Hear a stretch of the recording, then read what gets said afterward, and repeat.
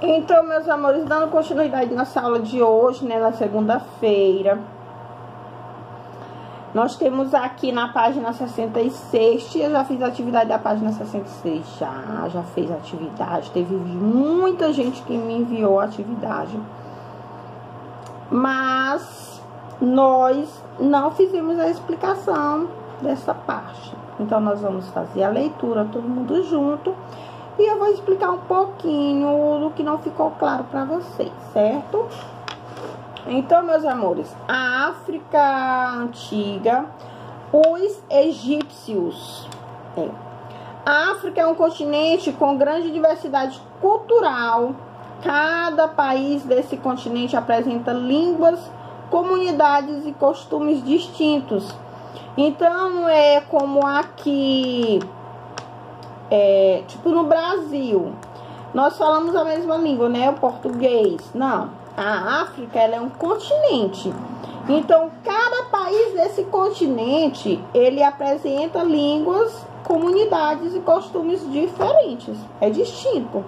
É uma coisa totalmente diferente do outro. Como você viu em capítulos anteriores, esses continentes guardam vestígios de sociedades muito antigas. No Egito, por exemplo, há as pirâmides de Gizé e a Esfinge, entre outros monumentos milenares. Essas construções que preservam a história dos antigos egípcios são considerados patrimônios materiais da humanidade. Aí vejam esta foto. Esta foto aqui na página 66 são as pirâmides. As pirâmides. A história, ela relata que aqui nas pirâmides estão os corpos, né, dos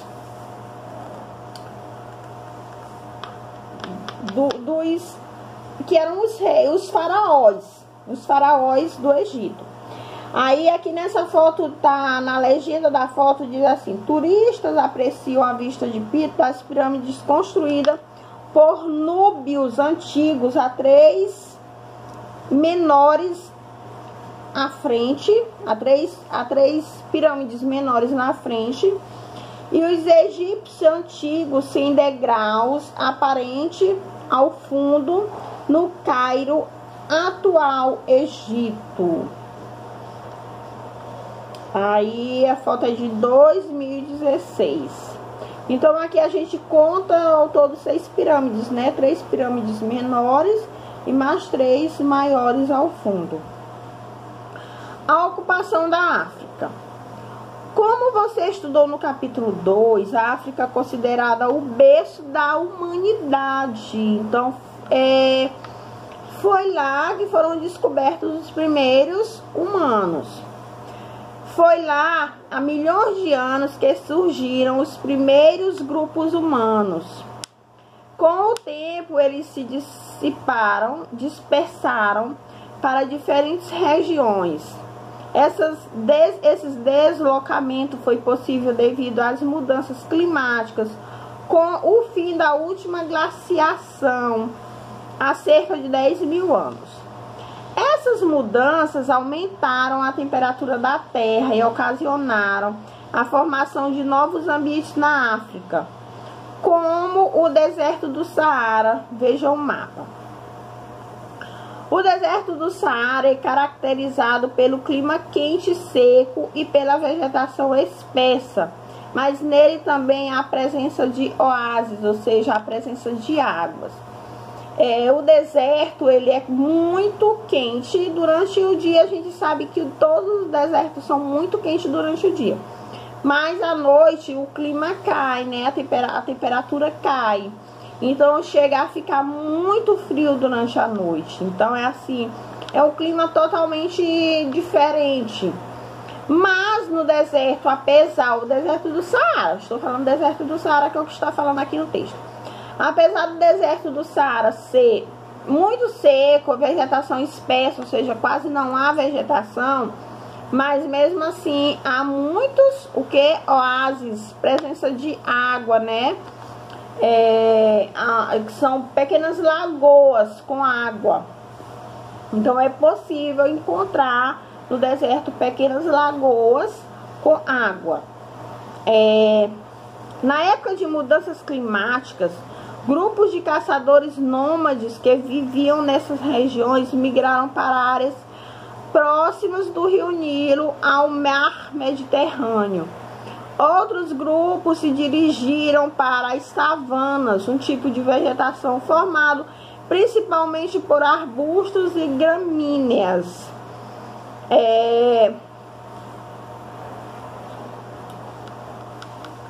Então, as savanas é ali onde vivem a maioria de animais, né? Savanas, porque tem uma vegetação assim, tem arbustos e grama.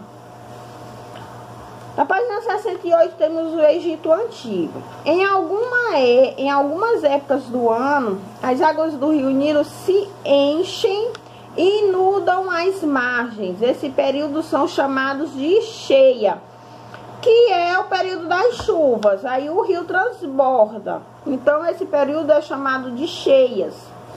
Há cerca de 8.000 anos, durante as cheias, uma grande quantidade de matéria orgânica era depositada na área inundada. A matéria orgânica se transformava em humo, fertilizando os solos. Então, o humo é um tipo de fertilizante, um tipo de adubo. Então, o humus ele servia para fertilizar o solo, né? Ao perceberem isso, diversas comunidades passaram a cultivar alimentos como trigo e cevada e tornaram-se sedentários, ou seja, passaram a morar ali próximo, né? Não ficaram mais andando, porque quem andava eram os nômades, e sedentários são aquelas pessoas que se fixam em uma região. Então, como eles descobriram que ali era um solo fértil que servia para plantar, então eles começaram a plantar o que? Trigo e cevada, e se tornaram sedentários, ou seja, eles passaram a morar, fazer moradias ali próximo da plantação. A abundância de alimentos favoreceu o aumento da população.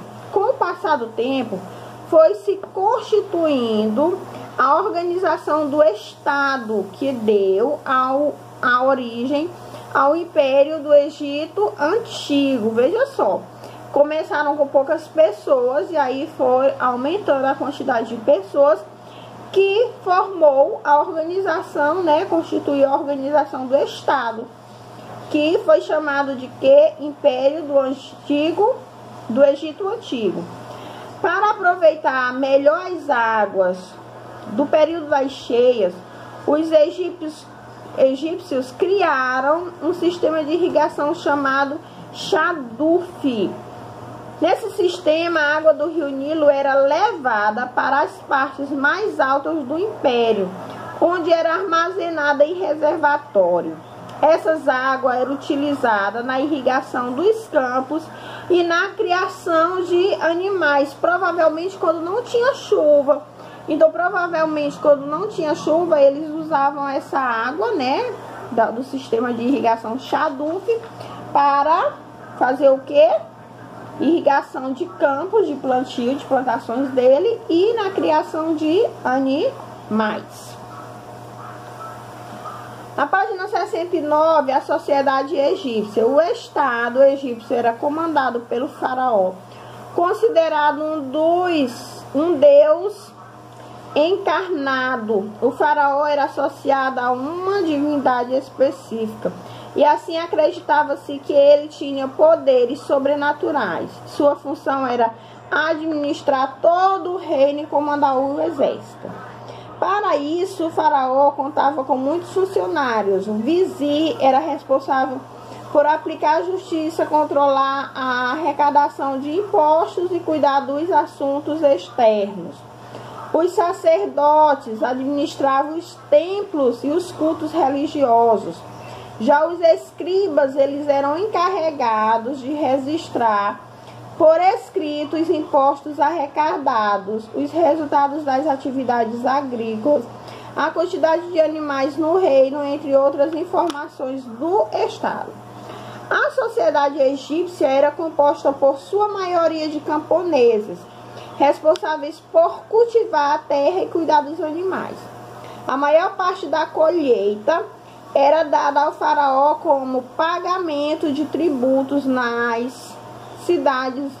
Viviam os artesãos que se dedicavam à ocupação como armeiros, barqueiros, pedreiros, carpinteiros e pintores.